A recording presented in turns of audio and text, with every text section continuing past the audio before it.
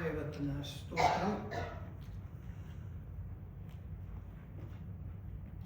ഈ അസംബ്ലി എനിക്ക് ഒരു പുതിയ അനുഭവമല്ല. എൻ്റെ അറിവ് ശരിയാണെങ്കിൽ ഞാനിവിടെ 6ാമത്തെ പ്രാവശ്യമാണുള്ളത്.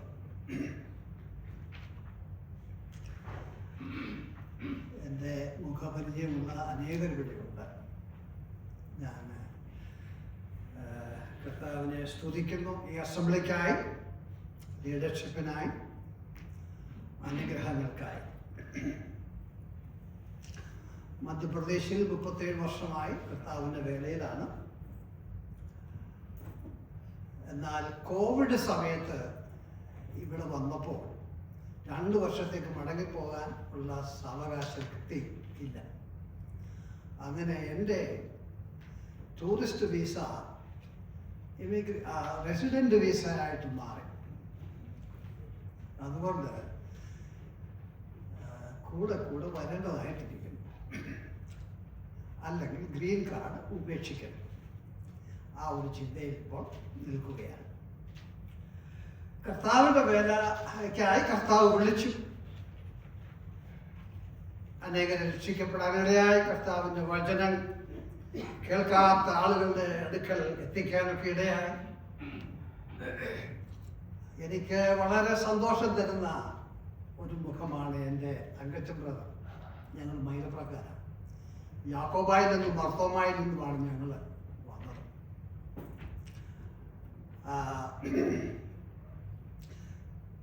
ക്രിസ്തുവിനെ പ്രസംഗിക്കുകയും ക്രിസ്തുവിനെ ജീവിതം കൊണ്ട് കാണിക്കുവാനും വളരെ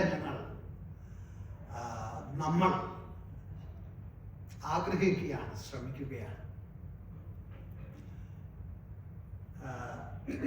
എൻ്റെ സമയം 12:05.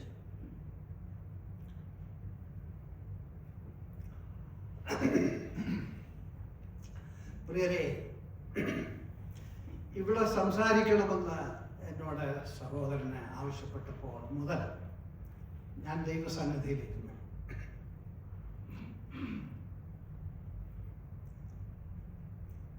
ആ സമയങ്ങളിൽ ദൈവം എന്നോട് സംസാരിച്ചു. നിങ്ങളോടും ഇന്ന് തീർച്ചയായിട്ടും സംസാരിക്കും. പ്രസംഗങ്ങൾക്കൊരു കുറവുമില്ല. അമേരിക്കയിൽ, ഇന്ത്യയിൽ നിന്ന് വന്നാലും പ്രസംഗിക്കേണ്ട ആവശ്യമില്ല. കാറിൽ കയറിയാൽ അവിടെ കേൾക്കാം, വീട്ടിലാണെങ്കിൽ അവിടെ കേൾക്കാം, 24 മണിക്കൂർ. അപ്പോൾ പ്രസംഗത്തിന്റെ കുറവില്ല. പിന്നെന്താ നമുക്ക് ആവശ്യം? ഞാൻ ഇന്ന് രാവിലെ ഒരു 4:30 മണിക്ക് എഴുന്നേറ്റ് വീണ്ടും ആ പ്രസംഗമൊക്കെ നോട്ട് ചെയ്തതൊക്കെ വീണ്ടും ഇങ്ങനെ എൻ്റെ കയ്യിലിരിപ്പുണ്ട്. പെട്ടെന്ന് ആ പ്രസംഗമെല്ലാം മാറി. ഞാൻ വായിച്ചു കൊണ്ടിരുന്ന ഒരു വേദഭാഗത്തേക്ക് എൻ്റെ ചിന്ത പോയി. അതുകൊണ്ട് അത് ഞാൻ ആദ്യം പറയാൻ തുടങ്ങുകയാണ്. അതിനുശേഷം സമയമുണ്ടെങ്കിൽ ചിന്തിച്ചു കൊണ്ടിരുന്നതും പറയാൻ ഞാൻ ആഗ്രഹിക്കുന്നു. തങ്ങളുടെ സഹോദരൻ ഓർപ്പിച്ചല്ലോ പീഡയെ കുറിച്ചൊക്കെ. വളരെ പ്രയാസമെന്ന് മാനുഷികമായി നമുക്ക് അനുഭവിക്കാം. പെട്ടെന്ന് മനസ്സിൽ വന്ന ചിന്ത, ക്രൂശിലേക്കൊന്ന് നോക്കിക്കേ, അവിടെ എന്തോ പീഡയുണ്ട്. അതുമായി തുലനം ചെയ്യുമ്പോൾ നമ്മളാരും പീഡ കണ്ടിട്ടില്ല. പക്ഷെ ആ പീഡ നമ്മെ നരകത്തിൽ നിന്ന് വിടുവിക്കുവാൻ തക്കവണ്ണം, ജീവപുസ്തകത്തിൽ പേരെഴുതുവാൻ തക്കവണ്ണം, സ്വർഗരാജ്യത്തിന്റെ അവകാശികളാക്കി തീർക്കുവാൻ തക്കവണ്ണം ആ പീഡ, ആ വേദന, ആ മരണം ഇടയാക്കിയെങ്കിൽ നിങ്ങൾ ലോകമെങ്ങും പോയി എൻ്റെ സാക്ഷികളാകണം. ഇത് നിങ്ങൾ വിളിച്ചറിയണം, അറിയിക്കണം. അങ്ങനെയാണ് സുവിശേഷ വിലയ്ക്ക് പോകുന്നത്. ഈ ലോകം നിങ്ങൾക്ക് അനുകൂലമാകത്തില്ല. യേശു കർത്താവിന്റെ പിന്നാലെ പോകുമ്പോൾ ലഭ്യമാകുന്നത് കുരിശാണ്. അത് ലോകത്തിന് അറിയത്തില്ല. This is a secret. To follow Christ is to take up the cross. Step by step. Going through the road. The Lord shows. കർത്താവ് കാണിക്കുന്ന വഴിയിൽ കൂടെ. പ്രിയരെ, നമ്മളൊക്കെ വളരെ നാളുകളായി വിശ്വാസികളാണ് നമ്മളൊക്കെ. സ്തോത്രം. എന്നാൽ വാസ്തവമായി ആ ക്രൂശിന്റെ ക്രിസ്തുവിനെ അനുഗമിക്കുന്ന സന്തോഷം, പീഡയിൽ അനുഭവിക്കുന്ന അതിൻ്റെയൊക്കെ ഉത്തമ ഉദാഹരണങ്ങളാണ് പൗലോസും പത്രോസും യോഹന്നാനും ആദ്യകാല വിശ്വാസികളെല്ലാം. അവർ അനുഭവിച്ച് വിശ്വസിച്ച് അനുഭവിച്ച് പറ്റി മുമ്പോട്ട് പോയി. നമ്മുടെ ജീവിതത്തിൽ ദൈവം ആഗ്രഹിക്കുന്നത് തന്നെയാണ്. അമേരിക്കയ്ക്ക് വേണ്ടി പ്രാർത്ഥിച്ചപ്പോൾ സഹോദരൻ പറഞ്ഞതുപോലെ വളരെ നല്ല ഒരു ദേശം. അതെ, വളരെ ഈ ലോകത്തിൽ ഇത്രമാത്രം നല്ല ഒരു പരിതസ്ഥിതി എന്ന് നമുക്ക് അനുഭവിച്ചറിയാൻ കഴിയുന്ന ദേശം. തിന്മകളുണ്ട് ധാരാളം, എന്നാൽ ദൈവത്തിന് ഉദ്ദേശമുണ്ട്. ദൈവം ഈ പീഠയുടെ പിൻപിൽ, ഈ പരിതസ്ഥിതിയുടെ പിൻപിൽ എല്ലാം അറിയുന്ന ദൈവത്തിന്റെ പ്ലാനുകളുണ്ട്.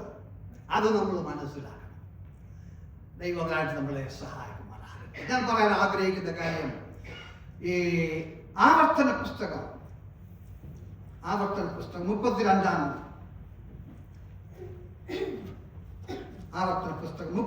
അധ്യായം 31-ാം അധ്യായം Deuteronomy chapter 31. ഞാൻ പെട്ടെന്ന് മുമ്പോട്ട് പോകട്ടെ. 24-ാമത്തെ വാക്യം 24.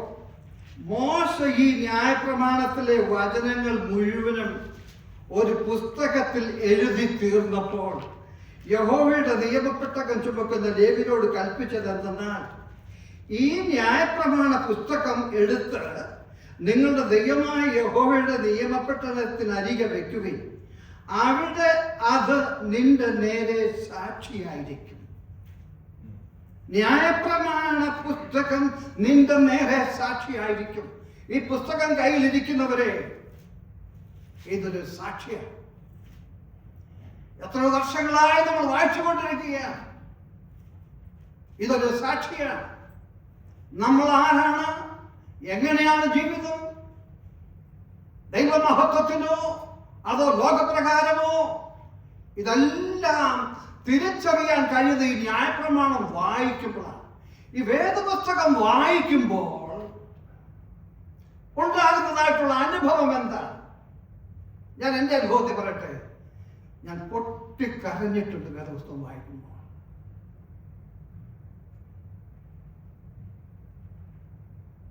ഞാൻ നിങ്ങളോട് ചോദിക്കട്ടെ, വേദപുസ്തകം വായിച്ച് കരഞ്ഞിട്ടുള്ള ആരെങ്കിലും? ഞാൻ ഒരിക്കൽ BSNL ടെലിഫോൺ ഓഫീസിൽ ഒരു കാര്യത്തിന് വേണ്ടി പോയപ്പോൾ അവിടെ ഒരു ബോബ്ഷെ പവാർ സമാജത്തിൽപ്പെട്ട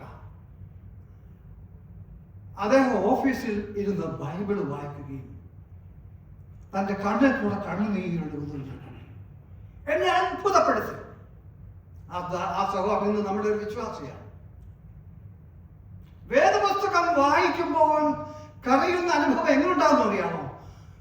ദൈവത്തിന്റെ ആത്മാവ് വചനത്തിൽ കൂടെ നിന്റെ ഹൃദയത്തിലേക്ക് തുളച്ചു കയറുകയും പാപബോധമുണ്ടായി നിലവിളിക്കുകയും ചെയ്യുന്ന ഒരു അനുഭവം. രക്ഷിക്കപ്പെടുന്ന സമയത്തൊക്കെ ആളുകൾ അങ്ങനെയാണ് ചെയ്തിട്ടുള്ളത്. വാവിട്ട് കരയും, കുറ്റബോധമുണ്ടാകും. നമ്മുടെ ഒരു തകരാറ് ഞാൻ പറയട്ടെ. ഒരു നാളൊക്കെ നമ്മൾ കരഞ്ഞിട്ടുണ്ട്. എന്നാൽ എത്ര നാളായി ബൈബിൾ വായിച്ച് കരഞ്ഞിട്ട്? പാപബോധമില്ല, കുറ്റബോധമില്ല, ഭയമില്ല. ഇതൊരു പരിതസ്ഥിതി നമുക്ക് കാണാൻ സാധിക്കും. ഞാൻ മുമ്പോട്ട് പോകട്ടെ. 27-ാം വാക്യത്തിലേക്ക് വരട്ടെ. നിന്റെ മത്സര സ്വഭാവവും ദുശാഠ്യവും എനിക്കറിയാം. ഇന്ന് ഞാൻ നിങ്ങളോടുകൂടെ ജീവിച്ചിരിക്കുമ്പോൾ തന്നെ നിങ്ങൾ യഹോവയോട് മത്സരികളായിരിക്കുന്നുവല്ലോ. എന്റെ മരണശേഷം എത്ര അധികം. മോശ പറയുക, ഈ ജനങ്ങളെ നടത്തിയതല്ലേ മോശ? അവരെന്തൊക്കെയാ പറഞ്ഞതെന്ന് മോശ കേട്ടിട്ടില്ലേ? എന്റെ മരണശേഷം എത്രയധികം മത്സര സ്വഭാവം, ദുശാഠ്യം. 28-ാം വാക്യത്തിൽ പറയുമ്പോൾ നിങ്ങളുടെ ഗോത്രങ്ങളുടെ എല്ലാ മൂപ്പന്മാരെയും പ്രമാണികളെയും എന്റെ അടുക്കൽ വിളിച്ചു കൂട്ടുവീൻ. എന്നാൽ ഞാൻ ഈ വചനങ്ങൾ അവരെ പറഞ്ഞു കേൾപ്പിച്ച് അവരുടെ നേരെ ആകാശത്തെയും ഭൂമിയെയും സാക്ഷി വെക്കും. ആകാശവും ഭൂമിയും സാക്ഷിയാണ്. ന്യായപ്രമാണം സാക്ഷിയാണ്. എന്റെ ജനമേ, ദൈവത്തിന്റെ ആത്മാവ് വളരെ ശക്തമായി മനസ്സോട് സംസാരിക്കും. നാം ദൈവവചനം കണ്ണുനീരോടുകൂടെ വായിച്ചാൽ. എന്റെ പ്രധാനപ്പെട്ട വിഷയം അതല്ല. ഞാൻ മുമ്പോട്ട് പോകുകയാണ്. 29-ാം വാക്യം, എന്റെ മരണശേഷം നിങ്ങൾ വഷളത്വം പ്രവർത്തിക്കും എന്നും ഞാൻ നിങ്ങളോട് ആജ്ഞാപിച്ചിട്ടുള്ള വഴി വിട്ടുമാറിക്കളയുമെന്നും എനിക്കറിയാം. അങ്ങനെ നിങ്ങൾ യഹോവയ്ക്ക് അനിഷ്ടമായുള്ളത് ചെയ്ത് നിങ്ങളുടെ പ്രവർത്തികളാൽ അവനെ കോപിപ്പിക്കുന്നത് കൊണ്ട് ഭാവി കാലത്ത് നിങ്ങൾക്ക് അനർത്ഥം ഭവിക്കും. ഇസ്രായേലിൽ ആ രാജ്യം ഇന്ന് നമ്മുടെ കണ്ണിന് മുമ്പിലുള്ള അബ്രഹാമിന്റെ സന്തതിയെ, ഇസ്രായേലെ, ദൈവം എത്ര ഹൃദ്യമായി നിന്നോട് സംസാരിച്ചു, നിന്നെ നടത്തി. എന്നാൽ ഭാവി കാലത്ത് എന്ത് സംഭവിക്കും? നമുക്കറിയാം പ്രിയപ്പെട്ടവരെ, ഹിറ്റ്ലറിന്റെ കാലത്ത് എത്ര ലക്ഷം യഹൂദന്മാർ കൊല ചെയ്യപ്പെട്ടു. എന്നും അവരുടെ സങ്കടങ്ങൾ മാറിയിട്ടില്ല. കാരണം യഹോവയായ ദൈവം അവരോട് നേരിട്ട് പ്രവാചകന്മാർ മുഖാന്തരം സംസാരിച്ചു, ന്യായപ്രമാണം മുഖാന്തരം സംസാരിച്ചു. അതൊരു സാക്ഷികളായി നിൽക്കുന്നു. ഇവിടെ ആകാശമേ, ഭൂമിയെ, നിങ്ങൾ സാക്ഷികളാണ്. ഇവിടെ ഒരു മെസ്സേജ് നമുക്കുണ്ട് കേട്ടോ. നാം ഇസ്രായേൽ സഭയല്ല, ഇസ്രായേൽ സഭയോടൊരു ബന്ധവുമില്ലെങ്കിൽ ഇത് നമ്മൾ കർത്താവായ യേശുക്രിസ്തുവിന്റെ രക്തത്തെയും ശരീരത്തെയും ഓർപ്പിക്കുന്ന അപ്പവീഞ്ഞുകൾ ഭാഗമാക്കിക്കൊണ്ട് നമ്മൾ ഓർത്ത് നമ്മളെ ഇന്ന് സഭയായി ജീവിക്കുന്നു. എങ്കിലും ദൈവം നമ്മളിൽ പ്രസാദിക്കുന്നുവോ? നമ്മുടെ യഥാർത്ഥ അവസ്ഥ എന്താണ് എന്ന് അറിയുവാൻ തിരുവചനം വായിച്ചു നോക്കുക. ദൈവത്തിന്റെ ആത്മാവ് നമ്മൾ സംസാരിക്കുന്നു. ഞാനിങ്ങനെ വായിക്കുകയാണ്. 30-ാം വാക്യത്തിൽ വരുമ്പോൾ, അങ്ങനെ മോശ ഇസ്രായേലിന്റെ സർവ്വസഭയെയും ഈ പാട്ടിന്റെ വചനങ്ങളൊക്കെയും ചൊല്ലിക്കേൽപ്പിച്ചു. ഇതൊരു പാട്ടാണ്. ഞാൻ ചിന്തിച്ചത്, ഇതൊരു പാട്ടാണല്ലോ, ഇതൊരു പാട്ടായിട്ട് എനിക്ക് വായിക്കാനൊക്കെ വന്ന് ഞാനെന്ന് ചിന്തിച്ചു. ഞാൻ എൻ്റെ ഒരു പാട്ടുണ്ടാക്കി. അത് നിങ്ങളോട് മുമ്പിൽ പാടുമ്പോൾ പാട്ടിൻ്റെ ശാസ്ത്രമൊന്നും എനിക്ക് അറിയത്തില്ലെങ്കിലും അതൊരു പാട്ടാണ്. എൻ്റെ പാട്ടാണ്. ഞാൻ പാടാൻ പോവുക. അതേസമയം എടുക്കത്തില്ല. ആകാശമേ ചെവി തരിക, ഞാൻ സംസാരിക്കും. ഭൂമിയൻ വായിൻ വാക്കുകളെ കേൾക്കട്ടെ. മഴ പോലെ, മഞ്ഞു പോലെ, പൊടിമഴ പോലെ, മാരി പോലെ, മഴ പോലെ, മഞ്ഞു പോലെ, പൊടിമഴ പോലെ, മാരി പോലെ, എൻ്റെ ഉപദേശം, എൻ്റെ വചനം ഇളം പുല്ലിന്മേൽ സസ്യത്തിന്മേൽ പൊഴിയും.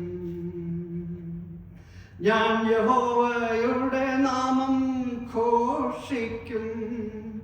നമ്മുടെ ദൈവത്തിനു മഹത്വം. ഞാൻ യഹോവയുടെ നാമം ഘോഷിക്കും. നമ്മുടെ ദൈവത്തിനു മഹത്വം. അവൻ പ്രവർത്തി അത്യുത്തമം പ്രവർത്തി. അവൻ വഴികൾ ഒക്കെയും ന്യായം. വിശ്വസ്തതയുള്ള ദൈവം, വ്യാജമില്ലാത്തവൻ, നീതിയും നേരും ഉള്ളവൻ. വിശ്വസ്തതയുള്ള ദൈവം, വ്യാജമില്ലാത്തവൻ, നീതിയും നേരും ഉള്ളവൻ. ഞാൻ ഈ പാട്ടോട്ട് നിർത്തുകയാണ്.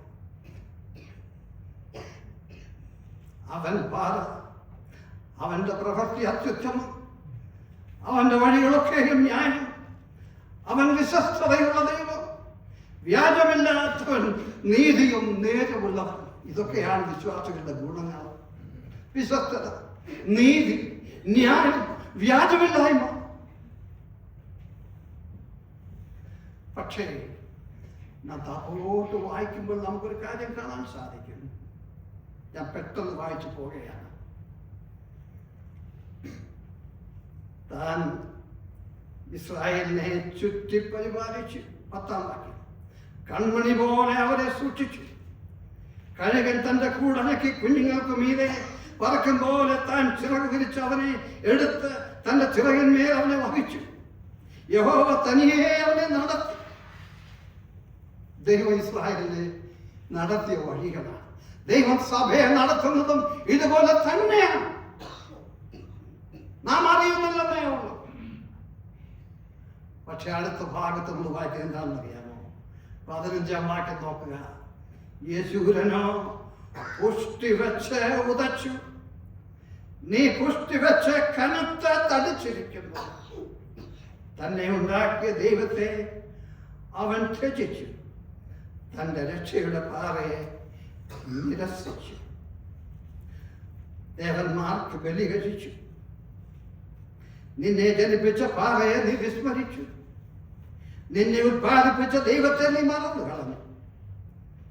യഹോവ കണ്ട് അവരെ തള്ളിക്കളഞ്ഞു. തന്റെ പുത്രീപുത്രന്മാരോടുള്ള നീരസത്താർത്ഥം. ഞാൻ വേദപുസ്തകം വായിച്ചപ്പോൾ എനിക്കൊരു കാര്യം മനസ്സിലായി.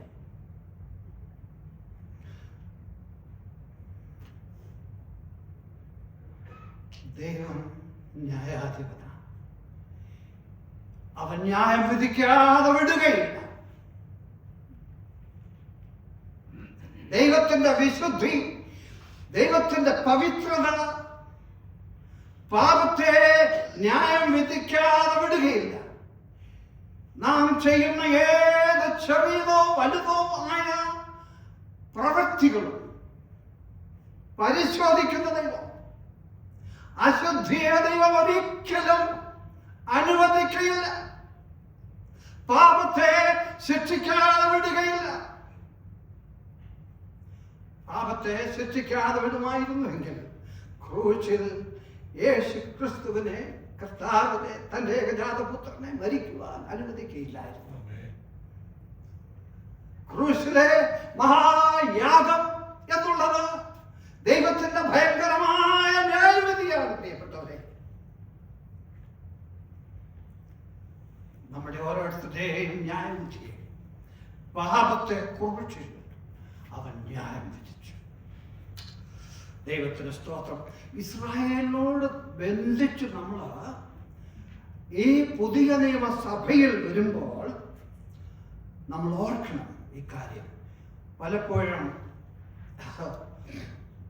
ദൈവമക്കൾ എന്ന് അവകാശപ്പെടുമെങ്കിലും അവരുടെ ജീവിതത്തിൽ ദൈവത്തിന്റെ വചനത്തിനോ ദൈവത്താൽ ഉപദേശം പ്രാപിക്കുകയോ ചെയ്യാതെ വ്യർത്ഥമായി ഭക്തിയിൽ ഭക്തരെന്ന് ചിന്തിച്ച് ജീവിക്കുന്ന ഒരു അനുഭവം കാണാൻ സാധിക്കുന്നുണ്ട്. അത് എൻ്റെ ജീവിതത്തിൽ ഉണ്ടാകല്ലേ എന്ന് ഓരോരുത്തരും പ്രാർത്ഥിക്കാനായിട്ട്. ദൈവവചനം വായിക്കുമ്പോൾ അത് നമുക്ക് ദൈവത്തിന്റെ ആത്മാവ് നമുക്കത് വെളിപ്പെടുത്തും. പക്ഷെ ഇന്നത്തെ പ്രശ്നം എന്താണെന്നറിയട്ടെ, നമ്മൾ ഇന്ന് ഞായറാഴ്ച തീർച്ചയായിട്ടും നമ്മൾ ദൈവസഭയിൽ വരുമ്പോൾ നമ്മൾ ഭക്തന്മാരാണ്, വളരെ നല്ല ആളുകളായിരിക്കുന്നവരല്ല. തിങ്കളാഴ്ച മുതൽ ശനിയാഴ്ച വരെയുള്ള ജീവിതത്തിൽ ദൈവവചനത്തിന് എത്ര സ്ഥാനമുണ്ട്? ഈ ലോകത്തിൻ്റെ രീതിയൊക്കെ അനുസരിച്ച്, ഈ ലോകത്തിൻ്റെ പ്രഷർ അനുസരിച്ച് നമുക്ക് സമയമില്ല. തിരക്കാണ്, വളരെ തിരക്ക്. ഒന്ന് ചിന്തിച്ച് നോക്കുക, എത്ര സമയം നമുക്ക് ദൈവസന്നിധി ഇരിക്കാൻ കഴിയുന്നുണ്ട്? ദൈവസന്നിധി ഇരിക്കുക എന്ന് പറഞ്ഞാൽ വേദപുസ്തകം വായിക്കുക എന്നാണ്. ഒന്ന് ചിന്തിച്ച് നോക്കിക്കേ. ഞാൻ വന്ന് കുറച്ചൊക്കെ പഠിച്ച അമേരിക്കയെ കുറിച്ച്. 1 മണിക്കൂർ ജോലി ചെയ്താൽ നിങ്ങൾക്ക് എത്ര രൂപ കിട്ടും? $20 അല്ലേ 1 മണിക്കൂർ? അതിനറിയില്ല. ഞാൻ ചിലപ്പോൾ തമാശന് പറയും, ഞാൻ പണ്ട് കൂടെ പറഞ്ഞിട്ടുണ്ടെന്ന് എനിക്കറിയാം. തമാശന് ഞാൻ പറയാം, $20 ബൈബിൾ അങ്ങ് വായിക്കും എന്ന് പറഞ്ഞാൽ എത്ര മണിക്കൂർ? 1 മണിക്കൂർ. ഈ 8 മണിക്കൂർ ഓട്ടം.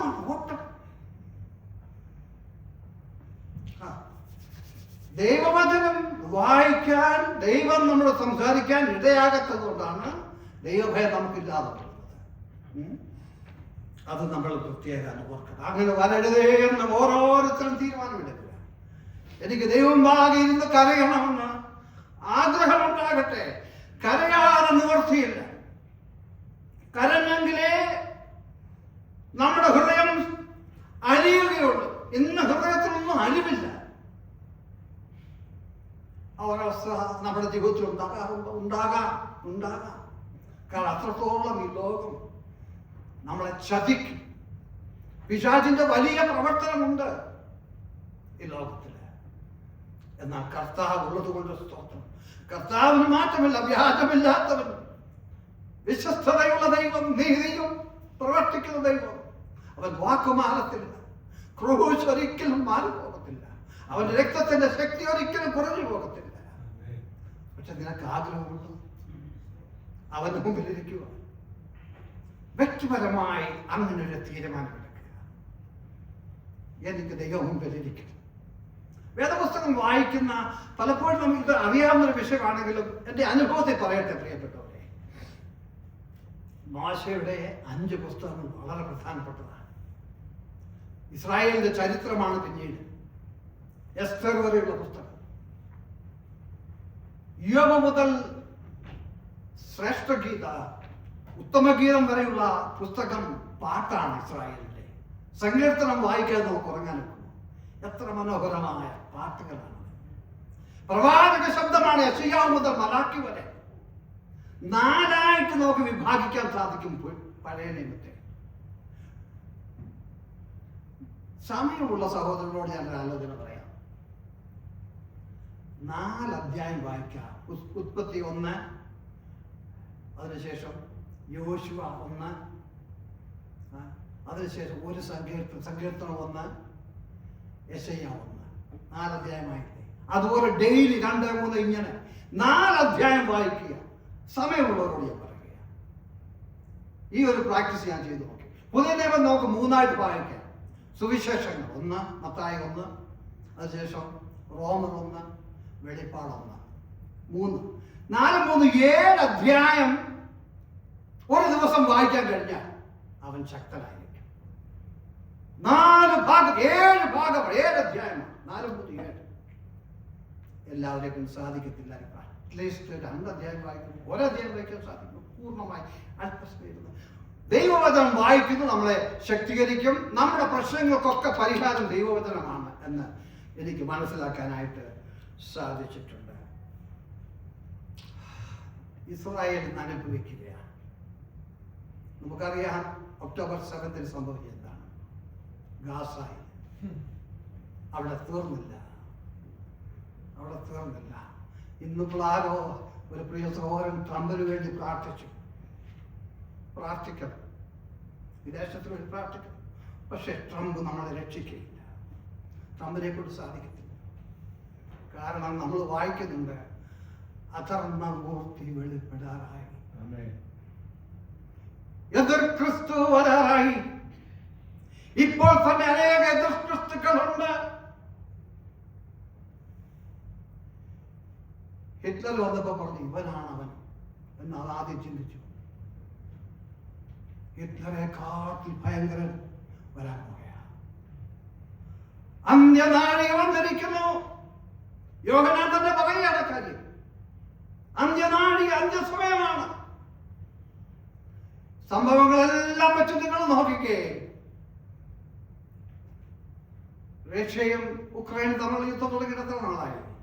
ഞാൻ അയർലൻഡിലായിരുന്നു കുറച്ച് സമയം. ആ യുദ്ധം തുടങ്ങിയ അവസ്ഥ എന്ത് അയർലൻഡ് യുക്രൈനിൽ നിന്ന് ഓടി വന്ന വിശ്വാസികൾ ആ അസംബ്ലിയിൽ അയർലൻഡിൽ. അപ്പോൾ ഞാൻ ആ സഹോദരനോട് ചോദിച്ചു, ഭാര്യയ്ക്ക് വരാൻ പറ്റില്ല. 4 കുഞ്ഞുങ്ങളെ കൊണ്ടാണ് ആ സഹോദരനോട് വന്നത്, ഉക്രൈനിലാണ്. പിന്നെ എവിടെയൊക്കെ യുദ്ധങ്ങൾ? ഇസ്രായേൽ സ്വസ്ഥമായിട്ടിരിക്കുന്നുണ്ടോ? ഇല്ല. ഇന്ത്യ, പാക്, ചൈന, ആ ഏരിയ, ഭൂമി മുഴുവൻ യുദ്ധത്തിന്റെ വലിയ ഇളക്കത്തിലാണ്. ഒരു സമാധാനമില്ലെന്ന് രാഷ്ട്ര നേതാക്കന്മാർക്ക്. ലോകം മുഴുവൻ നോക്കിക്കേ. ഇന്ന് മനുഷ്യൻ ഏത് അതിക്രമം ചെയ്യാനോ ഒരു മടിയില്ല. ചില പോസ്റ്റുകളൊക്കെ കാണാൻ സാധിക്കത്തില്ല. ഈ പീഡയുള്ള ബന്ധത്തിൽ മനുഷ്യനെ അടിക്കുന്നതും ഇടിക്കുന്നതും കൊല്ലുന്നതുമായിട്ടുള്ള ക്രൂര കൃത്യങ്ങൾ ചെയ്യുവാൻ മനുഷ്യന് ഒരു ദയമില്ല. ഭയങ്കര സംഭവങ്ങൾ നടന്നുകൊണ്ടിരിക്കുകയാണ് ലോകത്തിൽ. നമുക്കിവിടെ സ്വസ്ഥമായ ദൈവത്തെ സ്തുതിക്കാൻ ഇപ്പോൾ സമയമുണ്ട്. അമേരിക്കയുടെ സ്ഥിതി എന്തായിത്തീരുമെന്ന് യാതൊരു നിശ്ചയമില്ല. സർവ്വലോകത്തിലും വിനാശമായിരിക്കുന്ന ഒരു സമാജമുണ്ടല്ലോ, അവരുടെ പെരുപ്പം. ഞാൻ വായിച്ചത് ഇങ്ങനെയാണ്: യേശുക്രിസ്തുവിന്റെ ജനനത്തിന് ശേഷം 650 വർഷം കഴിഞ്ഞാണ് മുഹമ്മദ് ജനിക്കുന്നത്. സാക്ഷാൽ യേശുക്രിസ്തുവിന് എതിരായിട്ട് വന്ന ആളാണ്. ആ മതം ക്രിസ്തു മതത്തിന്റെ എതിരായിട്ട് വന്നതായ അവരെന്തൊക്കെയാണ് അവർ പറയും, ഈസാ നബിയും ഞങ്ങൾക്ക് കൊണ്ട് ഈസാ നബി ഇതുണ്ട് എന്നൊക്കെ അവർ പറയും. അങ്ങനെ വലിയ സംവാദങ്ങളൊക്കെ നടന്നു. എന്നാൽ ചില ദൈവദാസന്മാർ സംസാരിച്ച് ഇതുകൊണ്ട് അവരുടെ കള്ളത്തരമൊക്കെ തെളിയുവാനായിട്ടിടയായി. അവരെന്താ പറയുന്നത് അറിയാമോ? ഞങ്ങൾക്ക് കൊണ്ട് ഈസാ മെസ്സി. പക്ഷെ ഈസാ മെസ്സി ആരല്ല? ദൈവമല്ല, ഒരു പ്രവാചകനാണ്. പിന്നെന്താ പറയുന്നത്? യേശു ക്രിസ്തു ക്രൂശിൽ മരിച്ചിട്ടില്ല. ഈസാ മെസ്സി ഉയർത്തെഴുന്നേറ്റിട്ടില്ല. യേശു ക്രിസ്തു ക്രൂശിൽ മരിച്ചിട്ടില്ലെങ്കിൽ പിന്നെ അവർ പറയുന്ന ഈസാ നബി ഇതുമായിട്ട് എന്ത് ബന്ധം? അപ്പോൾ പിശാചിന്റെ ഏറ്റവും വലിയ ഒരു ഉപകരണമാണ് ഈ ഒരു ഗ്രൂപ്പ്. അവരുടെ അതിക്രമം ഭയങ്കരമാണ്.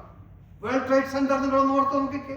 ഇന്ന് ലോകത്തിൽ നടക്കുന്ന സകല ആതങ്കവാദികൾ നിങ്ങൾ ഓർത്ത് നോക്കിക്കേ. ഇതെന്താണെന്ന് അറിയാമോ? ഇത് അന്തിക്രിസ്തുവിന്റെ വരുന്നതിന് മുന്നോടിയായിട്ടുള്ള സംഭവങ്ങളാണ്. ഇതൊക്കെ കാണാൻ സാധിക്കും. എന്റെ വിഷയം അതല്ലെങ്കിലും ഞാനൊരു കാര്യം ഓർപ്പിക്കാനായിട്ട് ആഗ്രഹിക്കുന്നു. നാം സുരക്ഷിതരല്ല. ഇവിടെ ഒരിക്കലും നമ്മൾ സുരക്ഷിതരായിരിക്കുകയില്ല. ഒരിക്കലും സുരക്ഷിതരായിരിക്കുകയില്ല. എന്നാൽ ഇപ്പോൾ സ്വസ്ഥമായി നമുക്ക് ആരാധിപ്പാനും ജീവിക്കാനും ഒക്കെയുള്ള എല്ലാ സാവകാശങ്ങൾക്കായി സ്തോത്രം. ഈ അവസരത്തിൽ വളരെ കണ്ണുനീരോടെ ഒരുക്കത്തോടെ ഉള്ള സമയങ്ങൾ കർത്താവിനായിട്ട് ജീവിക്കുവാൻ നമ്മൾ തീരുമാനിക്കണം. നാം മുഴുവനായി സമർപ്പിക്കപ്പെടണം. അതിന് ദൈവത്തിന്റെ ആരാണ് നമ്മളെ സഹായിക്കും. നമുക്കുള്ളതേ മതിയാകെയുള്ളൂ പ്രിയപ്പെട്ടവരെ. സംഭവങ്ങൾ കണ്ടുകൊണ്ട് നമ്മളത് മനസ്സിലാക്കുക.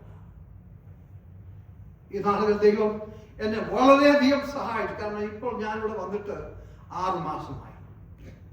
അടുത്ത ഞായറാഴ്ച മടങ്ങിപ്പോകാൻ ആഗ്രഹിക്കുകയാണ്. ഞാൻ പറഞ്ഞല്ലോ, ഗ്രീൻ കാർഡിന്റെ ആ ഒരു റിന്യൂവലിനാണ് കൊണ്ടാണ് വന്നത്. ഒട്ടും മാനസികമായ സുരക്ഷിതത്വം ഉള്ള സ്ഥലമല്ല ഇന്ത്യ ക്രിസ്ത്യാനികൾക്ക്. അത് ഭയപ്പെടുത്താൻ പറയുകയാണ്. അറ്റാക്ക് 2-3 പ്രാവശ്യം എൻ്റെ നേരെ ഉണ്ടായി. ഞാൻ ആരോട് പറയാൻ ആഗ്രഹിക്കുന്നില്ല. കാരണം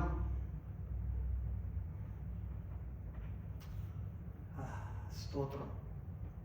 അതുകൊണ്ട് ഇന്ന് നമുക്ക് ലഭിച്ചിരിക്കുക, നമുക്കറിയാം, എനിക്കറിയാം, ഇവിടെ വന്നിരിക്കുന്ന കേരളത്തിൽ നിന്ന് വന്നവരാണല്ലോ മിക്കവാറും. നിങ്ങൾ ആദ്യം വന്നപ്പോൾ എങ്ങനെയായിരുന്നു? എന്ത് കഷ്ടപ്പെട്ടൊക്കെ വന്നു, എന്ത് കഷ്ടപ്പെട്ടാ ജീവിച്ചത്. ഇന്ന് സ്ഥിതികളൊക്കെ മാറ്റം വന്നിട്ടുണ്ടാവാം.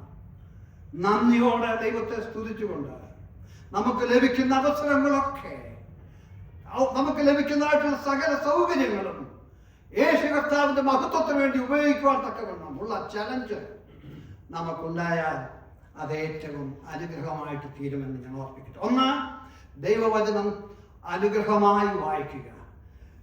ദൈവവചനം വായിക്കുമ്പോൾ കണ്ണുനീര് നമ്മുടെ ജീവിതത്തിൽ ഒഴുകട്ടെ, പാപബോധമുണ്ടാകട്ടെ. ഞാൻ ഒരുക്കിക്കൊണ്ടിരുന്ന മെസ്സേജിലേക്ക് ഞാൻ വരാൻ പോകുകയാണ്. 1 യോഹന്നാൻ 1-ാം അധ്യായം. 1 യോഹന്നാൻ 1-ാം അധ്യായം.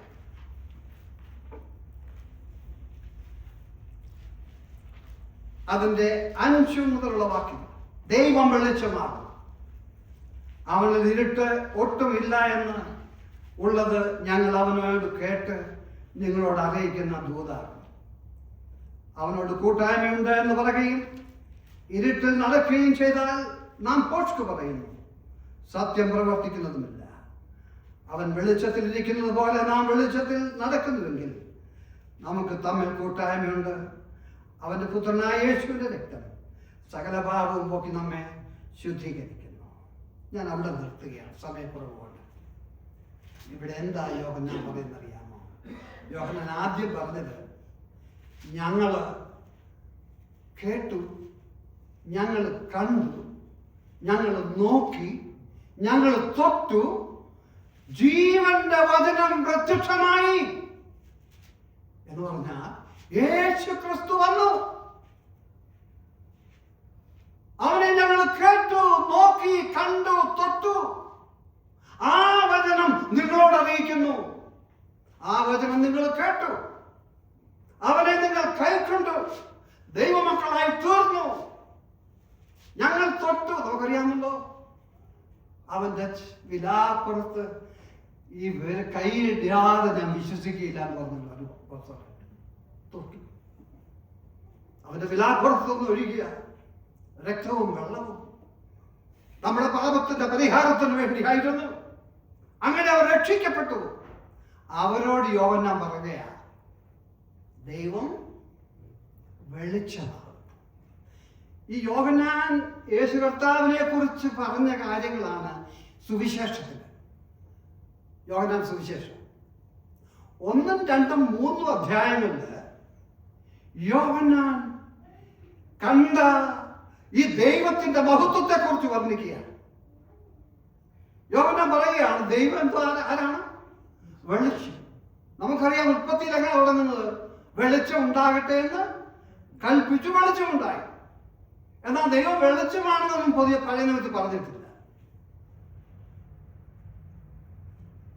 ഞാൻ ലോകത്തിന്റെ വെളിച്ചമാണെന്ന് കർത്താവ്. യോഹന്നാന്റെ ഒരു പ്രത്യേക രീതിയാണ്. യോഹന്നാന്റെ ആ ഭാഷയും യേശു കർത്താവിന്റെ സംസാരവും ഏതാണ്ട് ഒരുപോലെ പോകും. ഒരു 3.5 വർഷം യേശു കർത്താവിനോട് കൂടെ ആയിരുന്നു യോഹന്നാൻ. ഏറെ സ്നേഹിച്ചതാണ് യോഹന്നാൻ, മാരോട് ചേർന്നവനാണ്. അപ്പോൾ ഈ സുവിശേഷത്തിൽ യേശു കർത്താവിനെ വർണ്ണിക്കുമ്പോൾ യേശു കർത്താവിന്റെ ആ സംസാരമൊക്കെ ആ അന്നത്തെ ഗ്രീക്കിൽ എഴുതി യോഹന്നാൻ ലേഖനങ്ങൾ എഴുതുമ്പോൾ ഇത് യേശു എവിടെ പറഞ്ഞ് നിർത്തി, യോഹന്നാൻ എവിടെ തുടങ്ങി എന്ന് തിരിച്ചറിയാൻ കഴിയാതെ വണ്ണം സാമ്യമുള്ളത്. വളരെ ലളിതമാണ്. യോഹന്നാന്റെ ഒരു ശൈലിയാണ്. യോഹന്നാൻ പറഞ്ഞു, ദൈവം സ്നേഹമാണ്. യോഹന്നാൻ പറഞ്ഞു, ദൈവം വെളിച്ചമാണ്, ദൈവം സത്യമാണ്. യോഹന്നാൻ പിന്നെ പറയാ, വഴിയും സത്യവും ജീവനും ഞാനാണ്. യേശുവാണ്. അനേക മതങ്ങൾ ഉള്ളപ്പോൾ ഇവിടെ യോഹന്നാൻ പറയുകയാണ്, നമ്മൾ കേട്ടതും ഇത് തന്നെയാണ് പ്രിയപ്പെട്ടവരെ. ദൈവം വെളിച്ചമെന്ന് പറഞ്ഞാൽ എന്താണ്? ഈ വാക്യത്തിൽ തന്നെ നമുക്ക് കാണാൻ സാധിക്കുന്നുണ്ട്, അവനിൽ ഇരുട്ട് ഒട്ടും ഇല്ല. അവനോട് അവനോട് കേട്ട് നിങ്ങളോട് അറിയിക്കുന്നു. അവനോട് കേട്ട് പറഞ്ഞ യേശു കർത്താവിനിൽ നിന്ന് കേട്ട്, അതാണ് യോഹന്നാൻ പറയുന്നത്. ഇതെന്തിനാ പറയുന്നത്? ഞങ്ങൾ പറയുന്നത് കേട്ടിട്ട് ഞങ്ങൾക്കും നിങ്ങൾക്കും തമ്മിൽ കൂട്ടായ്മ ഉണ്ടാകും. ഞങ്ങളുടെ കൂട്ടായ്മയോ പിതാവായ പുത്രനോടും പിതാവായ ദൈവത്തോടും അവന്റെ പുത്രനായ യേശുക്രിസ്തുവിനോടുമാണ്. അപ്പൊ നമുക്ക് കൂട്ടായ്മ. അപ്പം നിങ്ങൾ ഞങ്ങൾ എന്ന് പറഞ്ഞിട്ട് പറയാം നമ്മൾ. ആ ഭാഗത്ത് ആ 4 വാക്യങ്ങളിൽ വളരെ മനോഹരമാണ്. ഞങ്ങൾ ഇതിനോട് അറിയിക്കുന്നു, ഞങ്ങൾ 7 എത്ര പ്രാവശ്യം എഴുതിയിട്ടുണ്ട്? 7 പ്രാവശ്യം പറഞ്ഞിട്ടുണ്ട്. നിങ്ങളോട്. അപ്പം വിശ്വാസികൾക്ക് ലോകത്തോടൊരു ബന്ധം.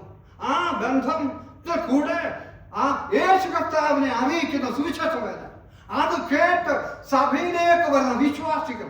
ആദ്യകാലത്ത് അങ്ങനെയൊക്കെ ആയിരുന്നു. ഈ കൂട്ടായ്മ എന്ന് പറയുന്നത് ഒരു ബന്ധത്തിന്റെ ഫലമാണ്. ശരിയായ വാസ്തവത്തിൽ കൂട്ടായ്മ മനസ്സിലാക്കണമെങ്കിൽ അത് ഭാര്യ ഭർത്തൃ ബന്ധമാണ്.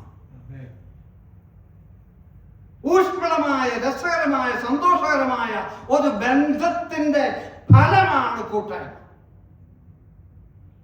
നിനക്ക് ഭാര്യയോട് എന്താ പ്രശ്നം? കുടുംബക്കാരൊക്കെ എന്ന് പറഞ്ഞു എന്താ പ്രശ്നം? നിങ്ങളുടെ ബന്ധമാണ്, സംശയമൊന്നുമില്ല. അവനിൽ ഇരുട്ടൊട്ടുമില്ല. വായിക്കുന്നത് എങ്ങനെയാണ്? ഞാൻ ഈ ഭാഗം വായിച്ചപ്പോൾ എനിക്കൊരു കാര്യം മനസ്സിലായി. സഭയ്ക്കൊരു ബന്ധം സ്വർഗത്തോടുണ്ട്. നമ്മൾ വായിക്കുന്നത് എന്താണ്? ഞാൻ നിങ്ങൾക്കായി സ്ഥലമൊരുക്കുവാൻ പോകുന്നു, സ്ഥലമൊരുക്കാൻ പിന്നെയും വന്ന് നിങ്ങളെ എൻ്റെ അടുക്കൽ ചേർത്തുകൊള്ളും. ഈ ഇടയ്ക്ക് എനിക്ക് സംശയം വരും. എൻ്റെ ഒരു കാര്യമാണ്, യേശു കർത്താവിന് ഉണ്ടാകട്ടെ എന്ന് പറഞ്ഞപ്പോൾ ഉണ്ടായി, പിന്നെ ഇപ്പൊ സ്ഥലം ഒരുക്കാൻ വേണ്ടി ഇത്രയും സമയം എടുക്കുന്നത് എന്തുകൊണ്ടാണ്? ഞാൻ സ്ഥലം ഒരുക്കാൻ പിന്നെ വന്ന് ചേർത്തുകൊള്ളാന്ന് പറഞ്ഞേക്കുന്നത്. ഇപ്പൊ ഇത് ഉണ്ടായിക്കൊണ്ടിരിക്കുകയാണ്.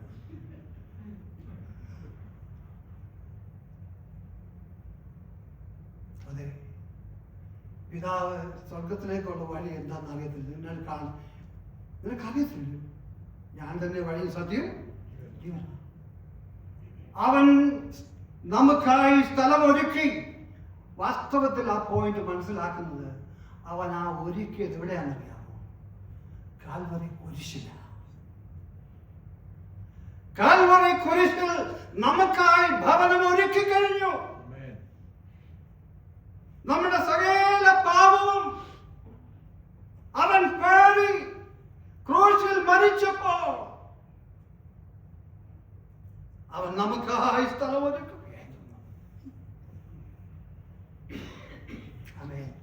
അവൻ സ്ഥലമൊരുക്കി കഴിഞ്ഞു. അവനെ കൈക്കൊണ്ട് അവന്റെ നാമത്തിൽ വിശ്വസിക്കുന്ന ഏവർക്കും ദൈവമക്കളാകുവാൻ അവൻ അധികാരം കൊടുത്തു. സുവിശേഷമത അവൻ നമുക്കായി സ്ഥലം ഒരുക്കി കഴിഞ്ഞു. ഒരു പാപി വാസ്തവമായ അവന്റെ പാപത്തെ കുറിച്ച് പശ്ചാത്താപമുണ്ടായി. യേശു എന്റെ പാപത്തിന് വേണ്ടി ഭരിച്ചു എന്ന് ഞാൻ വിശ്വസിക്കുന്നു. എന്റെ പാപത്തെ കഴുകിക്കളയണമേ എന്ന് ദൈവത്തിന്റെ ആത്മാവ് കുത്തുമ്പോൾ ഏറ്റുപറഞ്ഞ്, നമ്മൾ ആ ഭാഗം വായിക്കുന്നുണ്ട്, ഏറ്റുപറയുകയാണ്. എന്റെ കർത്താവേ, എന്നെ രക്ഷിക്കണമേ, ഞാനൊരു പാപിയായി നരകത്തിന് യോഗ്യനായിരിക്കുന്നുവല്ലോ തിരുവചനം പറയുന്നു. വലിയ പ്രത്യാശയാണ് പ്രിയപ്പെട്ടവരെ. യെസ് എന്ന് പറഞ്ഞാൽ യെസ് എന്നും, ഊവെന്ന് പറഞ്ഞാൽ ഊവെന്നും, ഇല്ല എന്ന് പറഞ്ഞാൽ ഇല്ല എന്നും പറഞ്ഞ കർത്താവ് പറയുന്നു. ഞാൻ പോയതുപോലെ വീണ്ടും വരും. ആ പ്രത്യാശ ഉള്ളത് കൊണ്ടാണ് നമ്മൾ ഇവിടെ കൂടുന്നത്. അല്ലെങ്കിൽ നമ്മൾ എന്തിനാണ് കൂടിയത്? നമ്മൾ എന്തിനാണ് ഇവിടെ കൂടുന്നത്? ഒരു വലിയ കൂട്ടായ്മയാണ്, ഒരു വലിയ ബന്ധമാണ്. യോഹന്നാൻ 5:1 വാക്യം ഒന്ന് വായിക്കണമേ. യോഹന്നാൻ 5:1. യേശുവിനെ ക്രിസ്തു എന്ന് വിശ്വസിക്കുന്നവനെല്ലാം ദൈവത്തിൽ നിന്ന് ജനിച്ചിരിക്കുന്നു. അതിന് സംശയമില്ല. ക്രിസ്തു എന്ന് ഞാൻ വിശ്വസിച്ചു, ദൈവത്തിൽ നിന്ന് ജനിച്ചു. ജനിപ്പിച്ചവനെ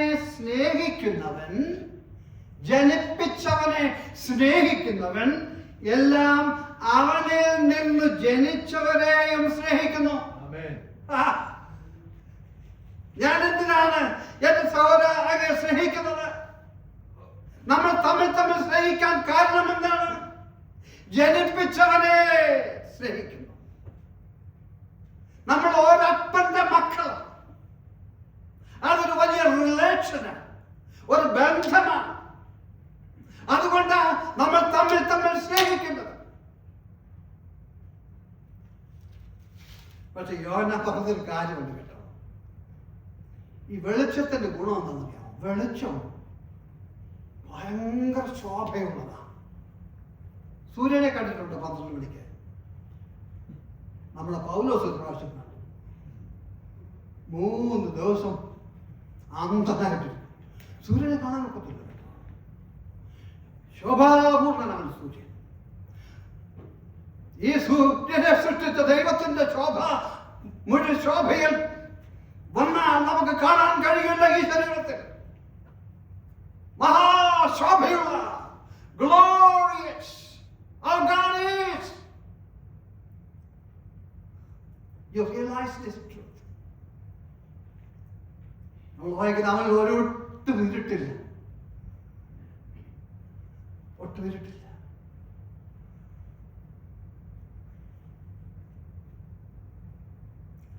ഈ വെളിച്ചം ചെയ്യുന്ന ഒരു കാര്യം ഉള്ള സ്ഥിതിയെ ഉള്ള പോലെ കാണിക്കുമെന്നുള്ള. എനിക്ക് നിങ്ങളുടെ മുമ്പിൽ നല്ല മാലാഖയെ പോലെ പ്രസംഗിക്കാൻ എനിക്കറിയാം. പക്ഷെ എന്റെ ഭാര്യയോട് ചോദിക്കണം ഇയാൾ എങ്ങനെ ഉണ്ടെന്ന് വീട്ടിൽ.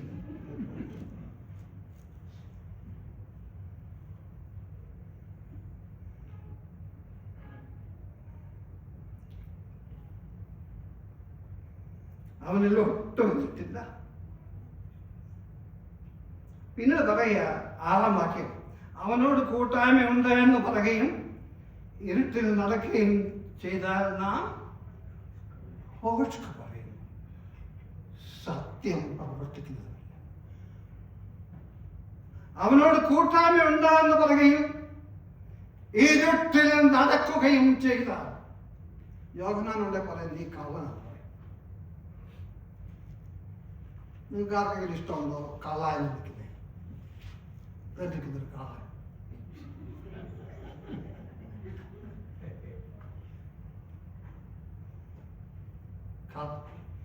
കള്ളെന്നാണ്.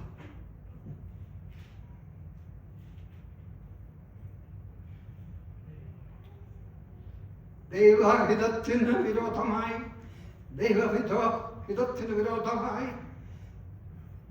നാം എന്തെങ്കിലും പ്രവർത്തിച്ച സത്യമില്ല. നമ്മൾ ബന്ധമുണ്ട് എന്ന് പറയുന്നതേ ഉള്ളൂ. ആ ഒരു പരിതസ്ഥിതിയാണ് എന്റെ ജീവിതത്തിലുള്ളത്. പറയുന്നു വാസ്തവമായി ദൈവവചനത്താൽ സ്പർശിക്കപ്പെട്ടവനോ, ദൈവത്തിന്റെ വെളിച്ചം നീ കണ്ടുവോ? പൗലോസ് പറയുന്നു, നീ ആരാ കർത്താവേ? നീ ഉപദ്രവിക്കുന്ന ക്രിസ്തുവാണ്. ആ പൗലോസിന്റെ മാറ്റം എന്ന് ഭയങ്കരമായിരുന്നു. സുവിശേഷം സ്വീകരിച്ചവർ, കേട്ടവർ ഭയങ്കര വ്യത്യാസമുള്ളവരാണ്, ഭയങ്കര വ്യതിയാനമുള്ളവരാണ്. മാറ്റമുള്ള അവരുടെ സ്വഭാവം മാറി, അവരുടെ ജീവിതം മാറി, അവരുടെ ലക്ഷ്യം മാറി, അവരുടെ ആഗ്രഹം മാറി. വലിയ പരിവർത്തനം. അതിനൊക്കെ നമ്മൾ സാക്ഷികളാണ്. വെളിച്ചത്തിൽ നടക്കുന്നെന്ന് പറയുകയും യാതൊരു ഗുണവും ഇല്ലാതിരിക്കുകയും ചെയ്യുക. നിങ്ങൾ വെളിച്ചത്തിലല്ല, നിങ്ങൾ രക്ഷിക്കപ്പെട്ടിട്ടില്ല. രക്ഷിക്കപ്പെട്ട ദൈവവചനം വായിച്ചാൽ, ദൈവത്തോട് കൂടെ നടന്നാൽ അവൻ ഇരുട്ടിൽ നടക്കാൻ കഴിയില്ല. നമുക്ക് പാപം വരത്തില്ലെന്നല്ല ഞാൻ പറഞ്ഞത് കേട്ടോ. പക്ഷെ പാപബോധമുണ്ടാകും. എവിടെയെങ്കിലും നമ്മൾ കാലുതറിയാൽ ഉടൻ നമ്മുടെ മനസ്സിൽ കുത്തുവരും.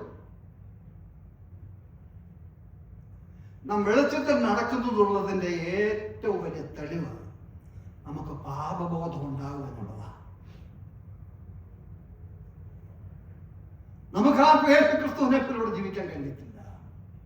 അതുകൊണ്ട് പാപത്തോട് തുടരാണ്.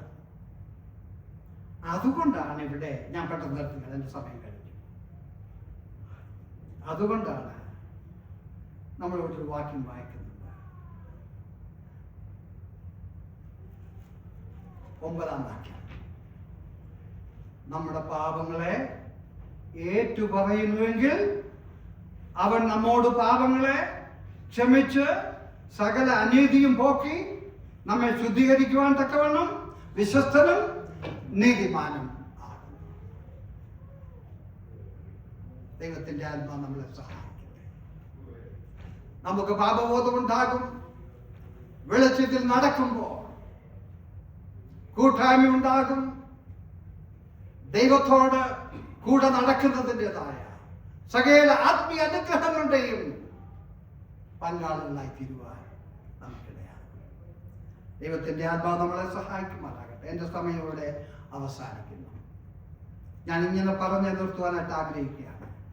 അവനോട് 6-ാമത്തെ വാക്യം, അവനോട് കൂട്ടായ്മയുണ്ട് എന്ന് പറയുകയും ഇരുട്ടിൽ നടക്കുകയും ചെയ്താൽ നിങ്ങൾ പോഷ് പറയുന്നു, സത്യം പ്രവർത്തിക്കുന്നുമില്ല. അവൻ വെളിച്ചത്തിൽ ഇരുന്നതുപോലെ നാം വെളിച്ചത്തിൽ നടക്കുന്നുവെങ്കിൽ നമുക്ക് തമ്മിൽ കൂട്ടായ്മയുണ്ട്. അവന്റെ പുത്രനായ യേശുവിന്റെ രക്തം സകല പാപം പോക്കി നമ്മെ ശുദ്ധീകരിക്കുന്നു. വെളിച്ചത്തിൽ നടക്കുമ്പോൾ നമ്മൾ ഇടറി വീണാൽ ഉടൻ പറയുകയാണ്, സാരമില്ല, അവന്റെ പുത്രനായ യേശുവിന്റെ രക്തം സകല പാപം പോക്കി നമ്മളെ ശുദ്ധീകരിക്കും. പാപബോധം വരുമ്പോൾ പാപബോധം വരണം, കുറ്റബോധം വരണം. അപ്പോഴാണ് ദൈവത്തിന്റെ ആത്മാവ് നമ്മിൽ പ്രവർത്തിക്കുവാനായിട്ടിടയാകുന്നത്. ഈ മനോഹരമായ രാവിലെ സമയത്തിനായിട്ട് സ്തോത്രം. ജനിപ്പിച്ചവൻ പിതാവായ ദൈവം, അവനിൽ നിന്ന് നാം ഒക്കെ ജനിച്ചു തമ്മിൽ സ്നേഹമുള്ളവരായി, കൂട്ടായ്മയുടെ ഉള്ള ബന്ധമുള്ളവരായി. ഇത് എത്ര നാൾ നമ്മുടെ മുമ്പിലുണ്ടെന്ന് നമുക്ക് അറിയത്തില്ല പ്രിയപ്പെട്ടവരെ. കർത്താവ് പറഞ്ഞെന്താണെന്നറിയാമോ? ഞാൻ പോയത് വരാം. യേശു കർത്താവിന്റെ മടങ്ങി വരവ് എപ്പോഴും നമ്മുടെ വലിയ ചിന്തയായിരിക്കും. യേശു കർത്താവിന്റെ മടങ്ങി വരവ് അത് നമ്മളെപ്പോഴും ഓർക്കണം.